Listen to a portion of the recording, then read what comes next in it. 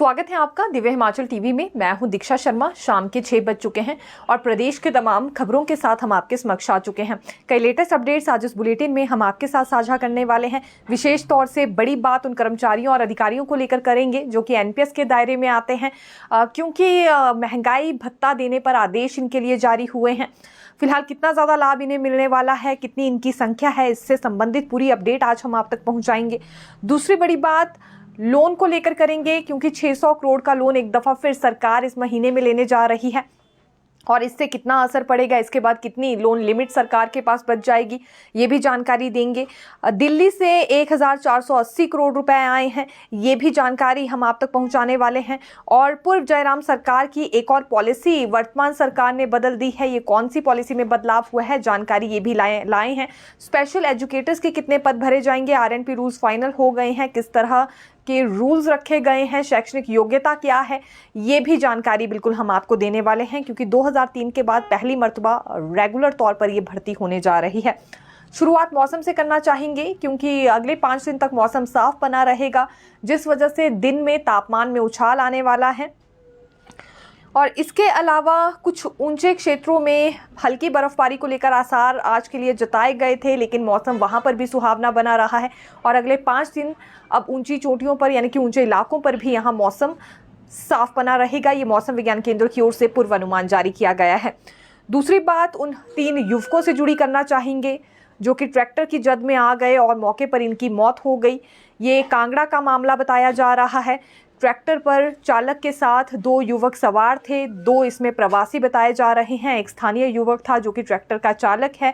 दरअसल ट्रैक्टर पर बजरी लेकर ये चादर मार्ग की ओर बढ़ रहे थे, हरसर सोसाइटी से चादर मार्ग की ओर जा रहे थे। उसी बीच ट्रैक्टर पलट गया, तीनों नीचे गिर गए, ट्रैक्टर के नीचे आ गए। पहले लोगों ने बहुत मुश्किल से फिर ट्रैक्टर हटाया, जब आसपास के लोग वहां एकत्रित हुए।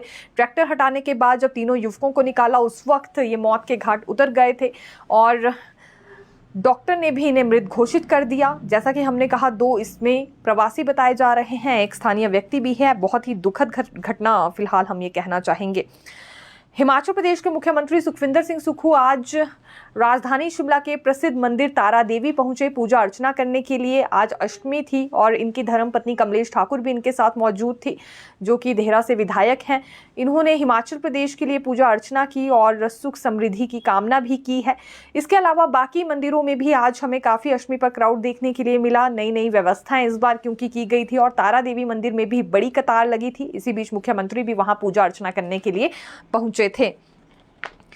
आईजीएमसी में अब व्यवस्था बदल गई है। पिछले कल से लेकर हमारे पास सवाल आ रहे हैं कि जिस ट्रॉमा सेंटर का उद्घाटन हुआ है वहां पर किस तरह की व्यवस्था अब रहने वाली है, आने जाने के लिए रास्ता कौन सा रहेगा। सबसे पहले जानकारी तो ये दे देते हैं कि यदि आपको नए ट्रॉमा सेंटर में जाना है तो ऑकलैंड टनल से होकर आपको जाना होगा। ऑकलैंड टनल की ओर से ही अगर आप प्रवेश करेंगे तो आपको ज़्यादा राहत मिलेगी, समय में भी बचत होगी। आईजीएमसी प्रशासन की ओर से भी गुहार लगाई गई है।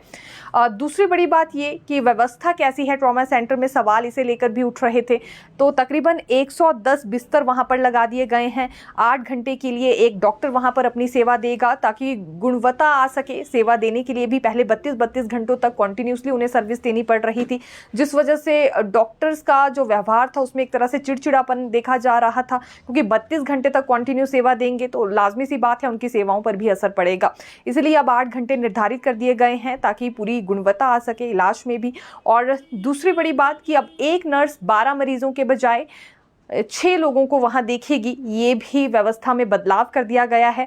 आपातकालीन सेवाएं उन सभी लोगों को ट्रॉमा सेंटर में मिलेंगी जिनकी उम्र 18 वर्ष से ऊपर है। 18 वर्ष से नीचे के जो बच्चे हैं उन्हें अभी इमरजेंसी सेवाएं ट्रॉमा सेंटर में नहीं दी जाएंगी, बल्कि बी ब्लॉक के 4थे मंजिल पर ही अभी उनके लिए सेवाएं रखी गई हैं। इसके अलावा 30 मेडिकल ऑफिसर्स को भी वहां पर तैनाती दे दी गई है। ओपीडी में पर्चियां बनाने की सुविधा मिलेगी। सभी ओपीडीज में अब पर्चियां बन सकेंगी और दूसरी मंजिल में जाकर भी आप पर्ची बनवा सकते हैं अगर आपको लग रहा है संबंधित ओपीडी में काफ़ी ज़्यादा क्राउड है। तो ये कुछ व्यवस्थाएं रहने वाली है। जानकारी आज क्योंकि इसमें आईजीएमसी के एमएस डॉक्टर राहुल राव की ओर से भी ये दी गई है। व्यवस्था बदल दी गई है। अब नए ट्रॉमा सेंटर में जाना होगा तो आप देखिए ऑकलैंड टनल से होकर भी सीधा प्रवेश कर सकते हैं, क्योंकि ऊपर से आने में काफ़ी ज़्यादा समय अब लग जाया करेगा। तो राहत एक तरह से मिलने वाली है अब मरीजों को। और आज 20 से अधिक मरीजों ने नए ट्रॉमा सेंटर में अपना इलाज भी करवाया है। ये भी जानकारी हम आपको देना चाहेंगे। स्पेशल एजुकेटर के 245 पद भरे जा रहे हैं, जिसके लिए आरएनपी रूल्स फाइनल हो गए हैं। 2003 के बाद पहली मर्तबा ये रेगुलर तौर पर भर्ती होने जा रही है। हालांकि आज एक एसोसिएशन स्पेशल एजुकेटर्स की मिली थी शिक्षा मंत्री रोहित ठाकुर से।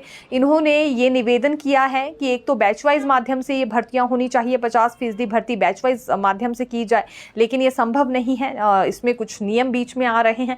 और दूसरी डिमांड इनकी ओर से ये भी रखी गई थी कि जमा 2 में जिसके 50% अंक नहीं है, बैचलर डिग्री के मार्क्स उसके काउंट कर लिए जाएं, लेकिन यहाँ भी नियम आड़े आ गए हैं, जिस वजह से ये मांग भी पूरी नहीं हो सकती है। कुल मिलाकर बात ये है कि आरएनपी रूल्स फाइनल हो गए हैं, जल्दी ही अब भर्ती प्रोसेस इनका शुरू होगा। रेगुलर तौर पर ये भर्ती होने जा रही है। जो शैक्षणिक योग्यता इसमें रखी गई है उससे जुड़ी जानकारी आपको देते हैं, क्योंकि इसमें प्री प्राइमरी बच्चों को पढ़ाने के लिए 138 शिक्षकों की भर्ती होने जा रही है। 6ठी से 12वीं कक्षा तक जो शिक्षक यानी कि स्पेशल एजुकेटर पढ़ाएंगे वो 107 इसमें संख्या रखी गई है। पहली से 5वीं तक 138 शिक्षक भर्ती किए जाएंगे और 6ठी से 12वीं तक के स्पेशल चाइल्ड्स को पढ़ाने के लिए 107 स्पेशल एजुकेटर भर्ती किए जाएंगे। अब इनके पास देखिए शैक्षणिक योग्यता क्या होनी चाहिए। पहली से 5वीं कक्षा के बच्चों को पढ़ाने वाले 138 स्पेशल एजुकेटर के पास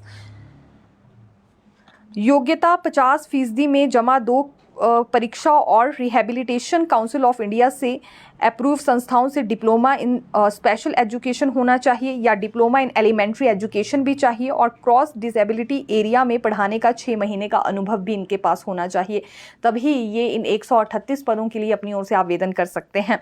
इसके अलावा टेट अनिवार्य किया गया है, टेट पास होना इनके लिए ज़रूरी है। दूसरी बात, जो 6ठी कक्षा से जमा 2 कक्षा के छात्रों को स्पेशल एजुकेटर्स पढ़ाएंगे, उनके लिए देखिए जो क्राइटेरिया रखा गया है यानी कि जो शैक्षणिक योग्यता रखी गई है, ग्रेजुएशन डिग्री में 50% अंक होने चाहिए। इसी के साथ RCBI से बीएड डिग्री के साथ डिप्लोमा होना चाहिए और टेट इनके लिए भी अनिवार्य किया गया है। तकरीबन 5000 से ज़्यादा बच्चे रजिस्टर्ड हैं जो कि स्पेशल चाइल्ड हैं और इन्हें पढ़ाने के लिए ही भर्ती किए जाएंगे स्पेशल एजुकेटर्स, जो कि कुल मिलाकर 245 पद हैं। और प्री प्राइमरी के बच्चों को पढ़ाने के लिए 138 यानी कि ये पहली से 5वीं कक्षा तक के बच्चों को पढ़ाने के लिए 138 पद भरे जा रहे हैं। फिर 6ठी से 12वीं के लिए 107 पद भरे जाएंगे। जो डिमांड्स इनकी ओर से 2 आज शिक्षा मंत्री के समक्ष रखी गई हैं, फिलहाल एक तरह से हमें पूरी ना होती हुई नजर आ रही है, क्योंकि बहुत सारे नियम बीच में आ रहे हैं। ना बैच वाइज माध्यम से भर्ती हो सकती है और ना ही वो 50% अंक जो जमा 2 के बजाय बैचलर डिग्री के लेने की बात हो रही है, फिलहाल वो भी एक तरह से इम्पॉसिबल ही है। हालांकि आने वाले समय में विचार हो तो अलग बात है। देखिए, शिक्षकों के लिए एक्सपोजर विजिट शुरू किया गया है। अंतर्राष्ट्रीय स्तर पर इन्हें दौरे पर भेजा जा रहा है ताकि ये बाहर के स्किल्स अपना सके, कैसे वहां पर छात्रों को शिक्षा प्रदान की जा रही है। इसके लिए एक दफ़ा फिर शिक्षा विभाग की ओर से आवेदन मांग लिए गए हैं और ये तीसरी बार टूर करवाया जा रहा है, लेकिन इसमें बहुत सारे बदलाव किए गए हैं। पहली बात तो ये कि 5 ही दिन यहाँ आवेदन करने के लिए दिए गए हैं शिक्षकों को। आवेदन के साथ उन्हें बताना होगा उनकी क्या खास परफॉर्मेंस रही है, उनका सेवा काल कैसा रहा है, कितने समय का रहा है, अपनी पोस्टिंग को लेकर, उपलब्धियों को लेकर जो पुरस्कार उन्हें मिले हैं उस पर भी पूरी जानकारी देनी होगी। उसके बाद छंटनी होगी।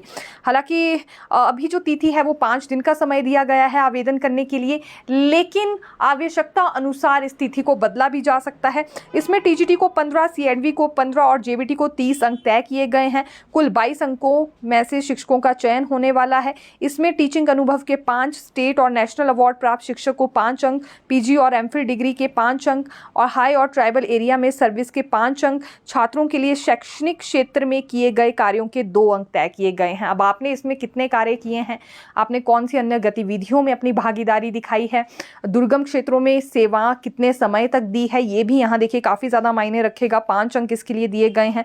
पीजी और एमफिल डिग्री भी की है तो इसके लिए भी 5 अंक इसमें मिलने वाले हैं। नेशनल अवार्ड अगर किसी शिक्षक को मिला है तो 5 अंक उसके लिए मिलेंगे और टीचिंग अनुभव कितना है उसके आधार पर भी यहाँ 5 अंक रखे गए हैं।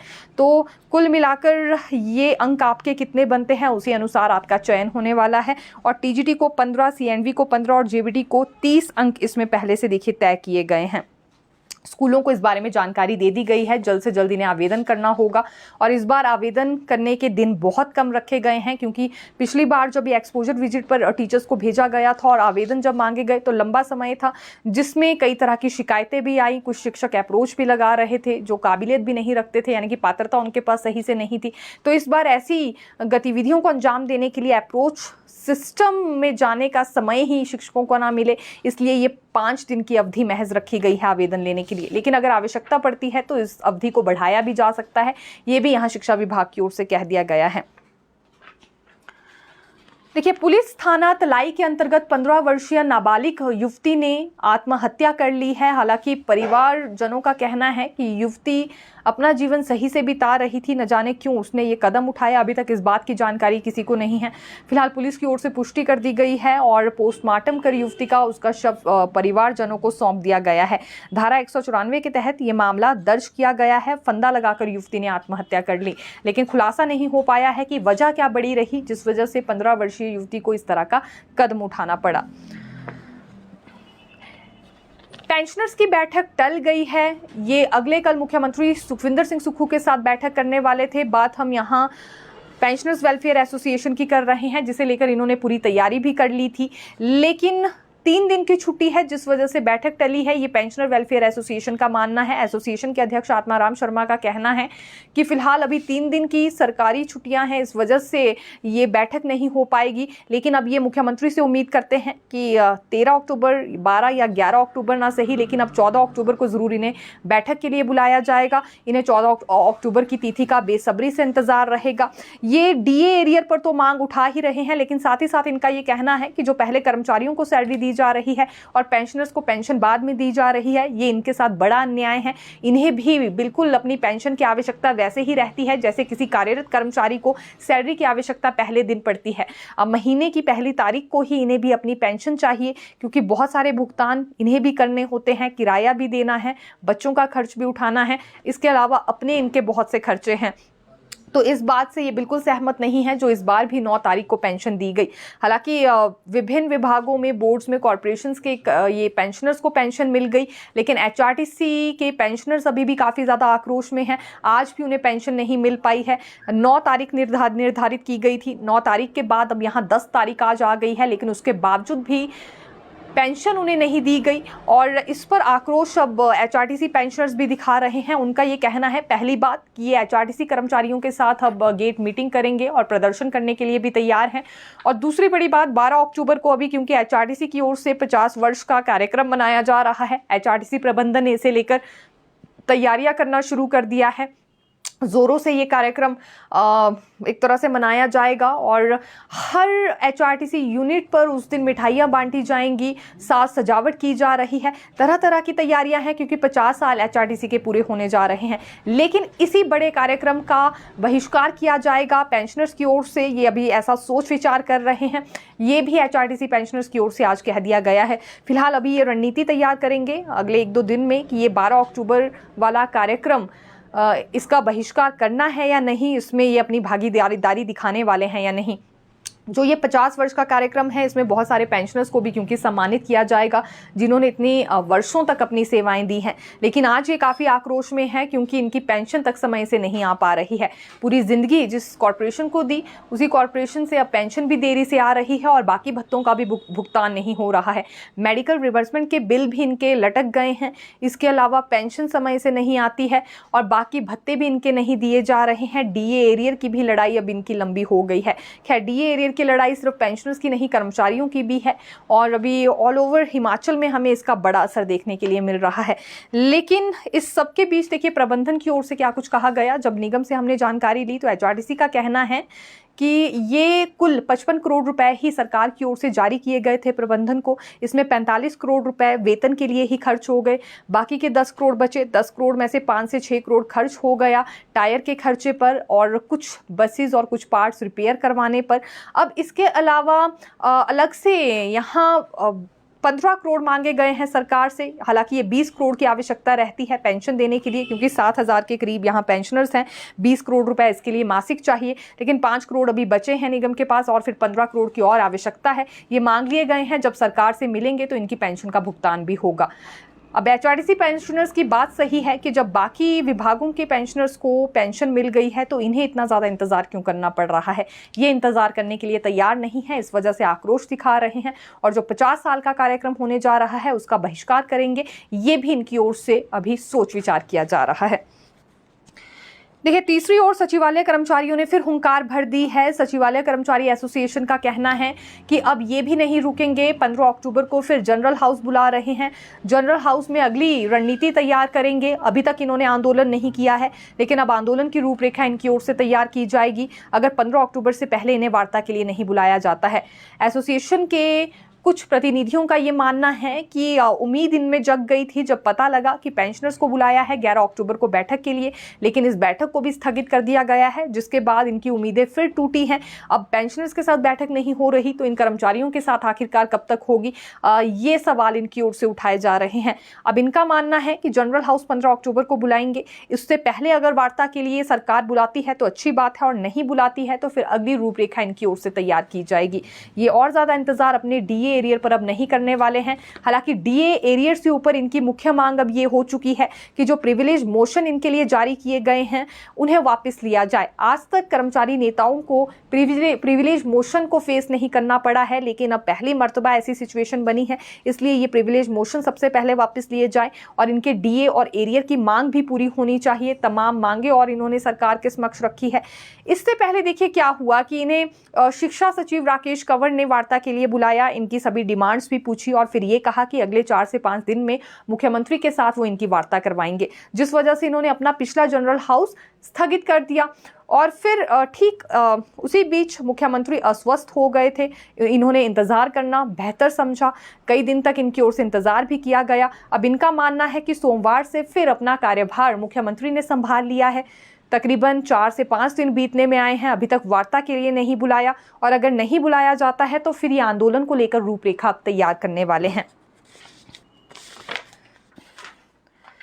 खुशखबरी है उन कर्मचारियों के लिए जो कि एनपीएस के तहत आते हैं या फिर ऑल इंडिया सर्विस वाले अधिकारी हैं। दरअसल इनके लिए क्योंकि आज आदेश जारी हो गए हैं और ये वित्त विभाग के प्रधान सचिव देवेश कुमार की ओर से आदेश जारी किए गए हैं जो कि महंगाई भत्ते पर हैं। आदेशों में स्पष्ट ये कर दिया गया है कि महंगाई भत्ता अब पूरी तरह से इन्हें दिया जाएगा, यानी कि महंगाई भत्ते का भुगतान इन्हें अब पूरा होगा। ये उन कर्मचारियों के लिए भी राहत भरी खबर है जो कि एनपीएस के तहत आते हैं। कुल मिलाकर ये संख्या 1250 के करीब है। और इसके अलावा जो ऑल इंडिया सर्विस में अधिकारी हैं इनकी संख्या 160 के करीब यहाँ है। जो आदेश जारी किए गए हैं उसमें ये बात भी स्पष्ट रूप से रखी गई है कि ये ध्यान में हिमाचल सरकार के आया है जो यहाँ एनपीएस के तहत कर्मचारी और अधिकारी हैं, इनकी पेंशन पर असर पड़ सकता है। वो इस वजह से क्योंकि सेंटर के बराबर इन्हें डीए नहीं मिल रहा है, तो अब इन्हें सेंटर के बराबर ही महंगाई भत्ता मिलेगा। ये आज की अधिसूचना में या एक तरह से जो आदेश जारी किए गए हैं उसमें स्पष्ट हो चुकी है बात। सेंटर के बराबर इन्हें महंगाई भत्ता दिया जाएगा ताकि आने वाले समय में इनकी पेंशन पर कोई असर ना पड़े। हालांकि पहले भी इन कर्मचारियों की अधिकारियों की ओर से ये बात कही जा रही थी कि सेंटर के बराबर इन्हें यहाँ पर डीए नहीं दिया जा रहा है, जिस वजह से इनकी पेंशन पर असर होगा। लेकिन अब सरकार ने जब इस बात पर गौर किया तो ये भी निर्णय ले लिया गया है कि सेंटर के बराबर ही ने यहाँ पर डीए मिलता रहेगा ताकि इनकी पेंशन पर कोई असर ना हो। एनपीएस के तहत ये 1250 के करीब कर्मचारी हैं, 160 इसमें ऑल इंडिया सर्विस वाले अधिकारी हैं। और इनके लिए ये राहत भरी खबर है कि अब महंगाई भत्ते को लेकर इन्हें चिंता नहीं करनी होगी। पूरा महंगाई भत्ते का ही अब इन्हें भुगतान होने वाला है आने वाले समय में। और एक चीज़ और है कि देखिए अगर सेंटर में आने वाले समय में महंगाई भत्ता मान लीजिए बढ़ाया भी जाता है तो ऑटोमेटिकली इन पर भी वो लागू होगा, क्योंकि अब सेंटर के बराबर ही इन्हें यहाँ पर महंगाई भत्ता मिलने वाला है। तो पेंशन में भी लाभ होगा और पेंशन पर इसके अलावा कोई नेगेटिव असर नहीं होगा जैसा कि पहले इनकी ओर से शिकायत की जा रही थी। हिमाचल सरकार ने इस महीने 600 करोड़ लेने का निर्णय लिया है। पिछले महीने 700 करोड़ लिए थे, इसके बाद 1000 करोड़ की लिमिट ही सरकार के पास बच जाएगी। हालांकि ये निर्णय ले लिया गया है और आज गुरुवार को ही नोटिफाई कर दिया गया है। ठीक 1 हफ्ते के भीतर रिजर्व बैंक ऑफ इंडिया से ये राशि भी जारी हो जाएगी और दिसंबर के बाद ही आखिरी तिमाही के लिए अलग से लोन लिमिट भारत सरकार फिर नोटिफाई करेगी, क्योंकि 1000 करोड़ की लोन लिमिट ही अब इसके बाद यहाँ राज्य सरकार के पास बच गई है। तो अभी दिसंबर तक कैसे इससे काम चलाया जाता है देखना होगा, क्योंकि नई लिमिट दिसंबर के बाद ही तय होगी। दिल्ली से 1480 करोड़ रुपए आए हैं। केंद्र सरकार के वित्त मंत्रालय ने राज्य को टैक्स में हिस्से के तौर पर 1,68,163 करोड़ रुपए जारी करने का फैसला किया है। इसमें एक रेगुलर किस्त है और एक एडवांस किस्त जारी की गई है। हिमाचल को करों में हिस्से के तौर पर हर महीने 740 करोड़ केंद्र सरकार से मिलते हैं, लेकिन इस बार हिमाचल को 1,480 करोड़ मिल रहे हैं।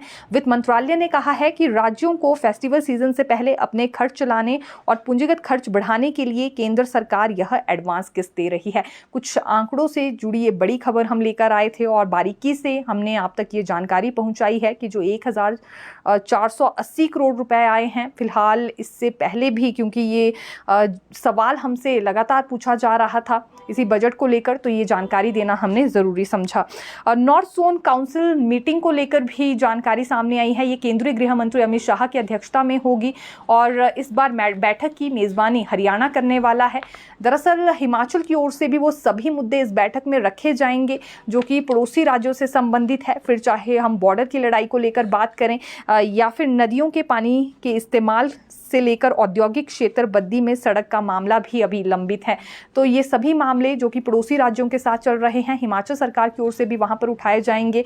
इसमें जम्मू कश्मीर, पंजाब, हरियाणा, हिमाचल प्रदेश सभी राज्यों को मौका मिलने वाला है अपने अपने मसले उठाने का और ये केंद्रीय गृह मंत्री अमित शाह की अध्यक्षता में बैठक होगी। ये जो देखिए अभी नॉर्थ जोन काउंसिल की मीटिंग होने जा रही है, इसकी तिथि निर्धारित नहीं हुई है, लेकिन जो स्टैंडिंग कमेटी की बैठक है वो 21 अक्टूबर को होने जा रही है और इसके लिए मुख्य सचिव प्रबोध सक्सेना ने प्रशासनिक सचिवों के साथ आज बैठक ली है और हिमाचल प्रदेश के तमाम मसलों को लेकर चर्चा हुई है। बॉर्डर विवाद को लेकर तो मसले उठाए ही जाएंगे क्योंकि दो राज्यों के साथ बॉर्डर विवाद चल रहे हैं, लेकिन इसके अलावा सड़कों के मामले भी कुछ लंबित हैं और उद्योगों को लेकर भी कुछ बड़े मसले यहाँ पर चल रहे हैं। कालका शिमला स्पेशल ट्रेन रद्द कर दी गई है। दरअसल कोच कम होने के कारण इस ट्रेन को कैंसिल करना पड़ा। 11 अक्टूबर तक ये अभी कैंसिल की गई है, लेकिन इस दौरान यानी कि इस अवधि के बीच बाकी रेल सेवाएं जारी रहेंगी। जैसे हिमालयन क्वीन की बात करें, शिवालिक डिलक्स और एक्सप्रेस सेवा चलती रहेगी। ये ट्रेन कालका से सुबह 4:45 पर चलकर 10:05 पर शिमला पहुंचती है और इसकी जगह बाकी ट्रेन को चलाने का फैसला लिया गया है। हालांकि अभी कालका शिमला स्पेशल ट्रेन रद्द कर दी गई है। खासतौर पर पर्यटकों के लिए ये जानकारी हम लेकर आए हैं। इस ट्रेन में वही अपना सफर सबसे ज्यादा तय करते हैं। हिमाचल सरकार ने पूर्व जयराम सरकार की एक और पॉलिसी में बदलाव कर दिया है। ये इंडस्ट्रियल इन्वेस्टमेंट पॉलिसी से जुड़ी जानकारी लेकर आए हैं। मेडिकल डिवाइस पार्क नालागढ़ को लेकर इसमें बड़े बदलाव किए गए हैं और उद्योग विभाग के प्रधान सचिव की ओर से इसे नोटिफाई भी कर दिया गया है। अब मेडिकल डिवाइस पार्क में प्लॉट पर कंसेशन रेट 10% होगा, जबकि ज़मीन का पोजीशन देने से पहले 25% प्रीमियम जमा करवाना होगा। इस संशोधन के जरिए वर्तमान सरकार ने मेडिकल डिवाइस पार्क में उद्योगपतियों को दी जाने वाली छूट को वापस ले लिया है। नेता प्रतिपक्ष जयराम ठाकुर ने आज बड़ा आरोप लगाया है हिमाचल सरकार पर। पिछले कल ही आईजीएमसी में ट्रॉमा सेंटर का उद्घाटन करने के लिए मुख्यमंत्री पहुंचे थे और जयराम ठाकुर का ये कहना है कि ठीक 1 साल पहले ही इसमें आउटसोर्स माध्यम से कर्मचारियों को नियुक्त कर दिया था। 1 साल बाद अब इसका शुभारंभ किया जा रहा है। इसके मायने क्या है, इस बात का जवाब सरकार को देना चाहिए। इस वजह से तकरीबन 2 करोड़ रुपए की चपत लगी है और अभी तक आईजीएमसी प्रशासन की ओर से हालांकि इन सभी सवालों का जवाब नहीं दिया गया है। तो फिर मिलेंगे नई खबर के साथ। देखते रहिए दिव्य हिमाचल टीवी। धन्यवाद।